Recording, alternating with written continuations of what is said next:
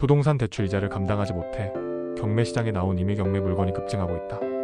특히 2021년 전국 집값이 최고점을 기록할 당시 무리하게 대출을 받아 집을 구매한 이른바 영끌족의 부동산이 경매 시장으로 쏟아지면서 지난해 경매 신청 건수는 2013년 이후 최대치를 기록했다.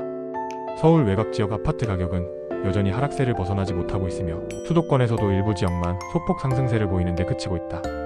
지방의 경우 대부분 지역에서 가격 하락이 지속되며 이러한 시장 상황은 영끌족들에게 대출 상환의 압박을 더욱 가중시키고 있다. 10일 법원 등기정보광장에 따르면 지난해 임의 경매 신청 건수는 13만 9,869건으로 집계되었다. 이는 2013년 14만 8,701건 이후 최대치로 2022년 6만 5,586건의 2배를 넘는 수준이다.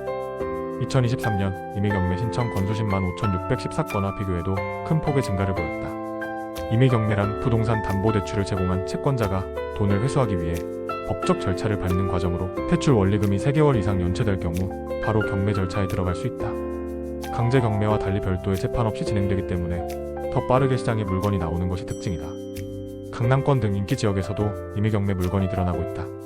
강남구 대치동의 음마 아파트 사례를 보면 2023년 한 해 동안 단 2건만 경매 시장에 나왔다가 취하되었으나 올해는 1월 2건, 2월 1건으로 이미 3건이 매각 예정일을 앞두고 있다. 부동산 경기의 선행지표로 꼽히는 경매 시장은 전반적으로 하락세다. 대출 규제 강화와 경기 침체로 매수 심리가 급격히 위축되었고 여기에 정치적 불확실성까지 더해져 시장은 더욱 얼어붙고 있다. 지지옥션에 따르면 지난달 서울 아파트 낙찰률 경매 진행 건수 대비 낙찰 건수 비율은 39.8%로 전월 48.3% 대비 8.5%포인트 하락했다. 낙찰가율 감정가 대비 낙찰가 비율도 지난해 11월 94.9%보다 3.1%포인트 낮아진 91.8%를 기록했다. 서울 평균 낙찰가율 상승을 견인했던 강남 지역 아파트도 매수세가 눈에 띄게 줄었다. 지난달 강남 3구 강남 서초 송파 아파트 낙찰가율은 94.6%로 지난해 11월 102.4% 대비 7.8%포인트 하락했다.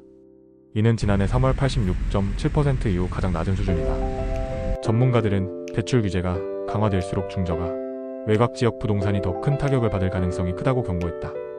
한 부동산 전문가는 영끌 쪽의 자산이 시장에 나오며 경매 물건이 증가하는 추세는 당분간 이어질 것이라며 이는 부동산 시장의 구조적 문제와 맞물려 경매 시장의 변동성을 키울 위험이 있다고 분석했다. 부동산 시장의 어려움이 지속되는 가운데 정책적 대응과 시장 안정화 대책이 필요하다는 목소리가 높아지고 있다.